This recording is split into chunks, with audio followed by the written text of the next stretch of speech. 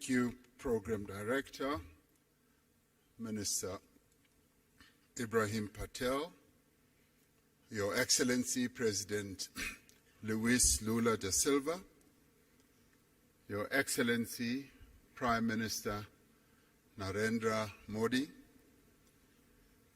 Honorable Ministers and business leaders, and Your Excellency President of the New Development Bank, Ms. Dilma Rousseff. I greet you all, and it's a great honor to have this opportunity to participate in this leaders' session of the BRICS Forum.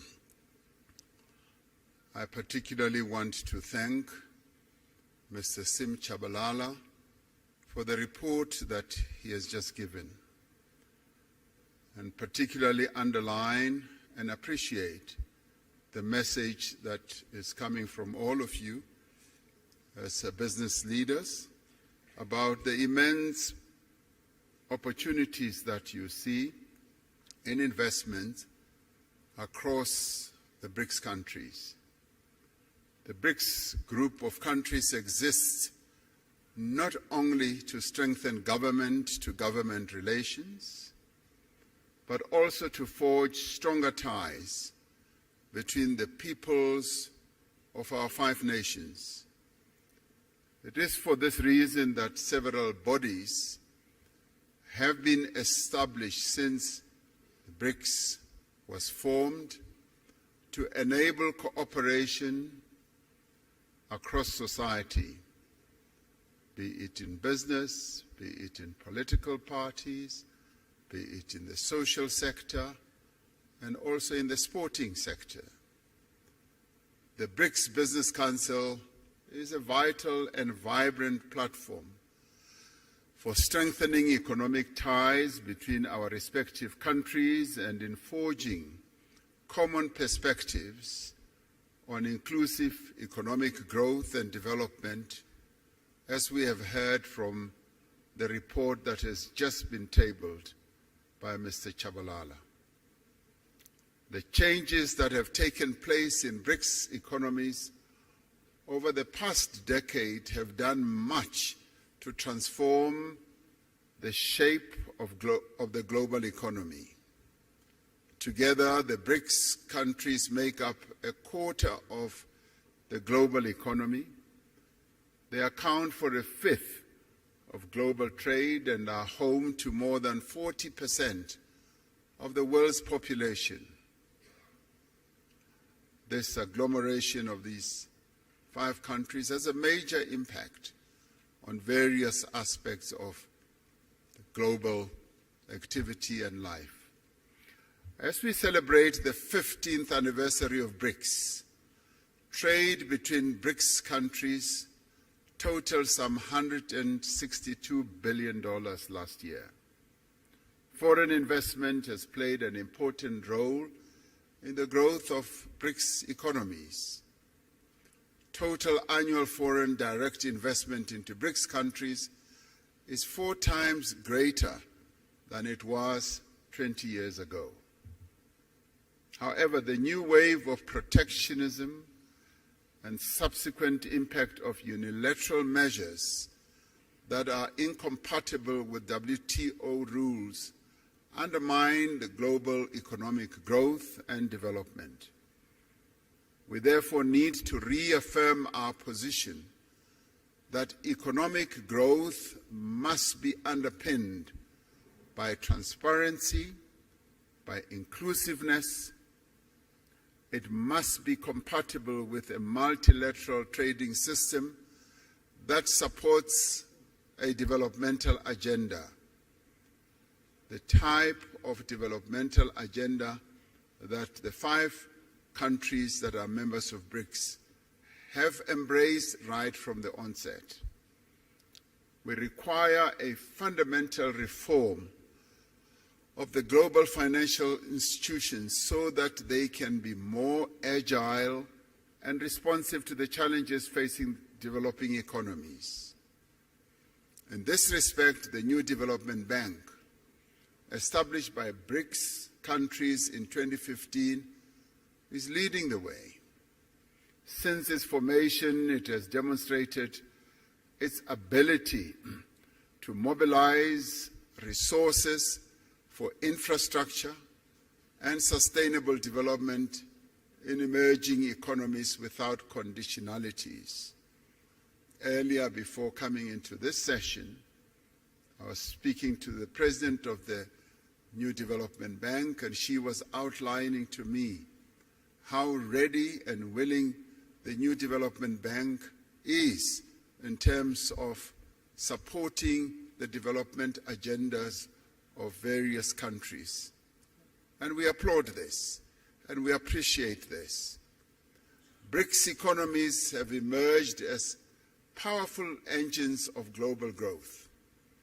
Yet the rapid economic, technological, social changes underway create new risks for areas such as employment, equality, as well as poverty in many of the BRICS countries.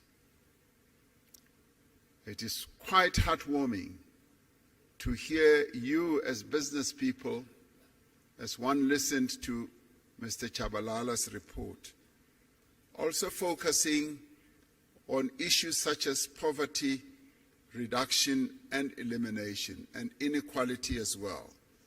It isn't often that you hear such very positive and forward-looking messages from the business community. So it's wonderful to be in a forum under the aegis of BRICS that you as business leaders are in tune with the developmental agenda that needs to be pursued to lift the people who live in BRICS countries and beyond out of the ravages of poverty and inequality. We therefore call on the business community to join hands with us to identify solutions to these and many other challenges affecting our respective economies. From a South African perspective, there is massive untapped potential for investment in our country and indeed on the African continent as well. In recognition of this potential, the theme for this 15th BRICS Summit is BRICS and Africa, the Partnership for Mutually Accelerated Growth, Sustainable Development, and Inclusive Multilateralism. Africa is a continent of great opportunity in industrialization process in a variety of sectors. This continent is rich in the critical minerals that will drive business success in the 21st century. The continent has resources of lithium, vanadium, cobalt, platinum, palladium, nickel, copper, rare earth minerals, rhodium, and many others. And these are the minerals that abound and are driving economic activity across the world. African countries have made it clear that the investors of choice are those who will come and invest in our continent, but also process the resources here, close to source, so that African countries do not export rock and sand, but export finished products as we would like to do. We are developing stronger regional value chains that will connect a number of African countries, providing investors with diversity, with strength, as well as with resilience. The African Continental Free Trade Area creates a single market that is expected to grow to 1.7 billion people and nearly $7 trillion in consumer and business spending by 2030. The success of the African Continental Free Trade Area will require a massive investment in infrastructure. We need to mobilize the substantial financing that is needed to build the roads, the ports, the rail, energy and telecommunications network that will enable industrialization and trade. It is also pleasing to hear that you, as the business community, you also see this area as opportunities that you can invest in. Growth in African economies will be driven in the main by small and medium enterprises. This requires focused as well as effective support to these businesses. It is important that specific financing be directed also to women-owned businesses so that they can harness the benefits of the continental free trade area. And we in Africa, as we seek to grow and develop, we are focusing on the empowerment of the women of our continent who have been held back through the years of colonialism, and in our case, through the years of apartheid, through protocols and laws. And we are saying we need to free the women of our continent so that they can trade, so that they can be in business and grow the economies of our various countries. Africa has a young, digitally connected and urbanizing population, a population which provides a stable workforce for companies in the future. The investment in skills development is continuing to grow. These factors all position Africa as the next frontier of productivity and growth. The BRICS countries have an opportunity to contribute to and participate in Africa's growth story. This can be achieved through greater cooperation in areas such as infrastructure, agriculture, manufacturing, new energy, and the digital economy. I was pleased to hear that these are also areas that you as business people are focusing on. South Africa has an important position in growing the African market, facilitated by the Africa Continental Free Trade Area and other free trade agreements. South Africa's industrial strength, our mineral endowments, and our large market opportunities provides a compelling value proposition for companies wanting to establish their businesses here. South Africa has significant industrial capacity, with Africa's most advanced industrial innovation and fabrication base. Firms that have invested here recognize that South Africa has deep local capital markets and strong financial systems. We have a diverse and sophisticated economy, and this country possesses world-class infrastructure, skills, abundant natural resources, industrial clusters, and a host of incentives to support investment.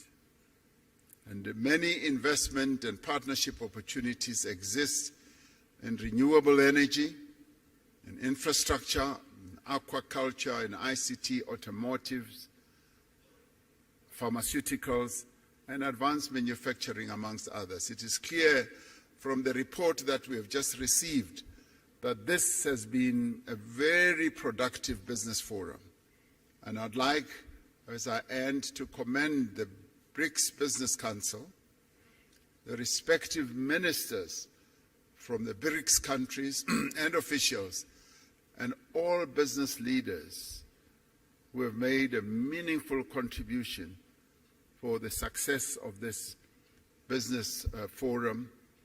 and to have all of you, almost 1,500, I'm told, to have this, what I see as a very successful business forum. I sincerely hope that your participation in this BRICS Business Forum will yield the productive outcomes that are required for us to catapult BRICS economies towards more equitable and accelerated growth. In 2 hours or so, the BRICS leaders will sit together in a retreat to discuss a number of BRICS-related matters, and one of those is the expansion of BRICS. A number of countries, some of which are represented here, are seeking to be part of this BRICS family. And we appreciate that. It goes to show that the BRICS family is growing in its importance, in its stature, and also in its influence in the world. And we will be taking into account the various desires of various countries to be part of BRICS. So we hope to take into account the report of your discussions here as well as we consider the way forward with BRICS.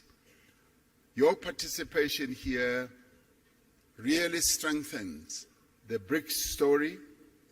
It confirms that BRICS is an important player in the geopolitical and economic architecture of the world.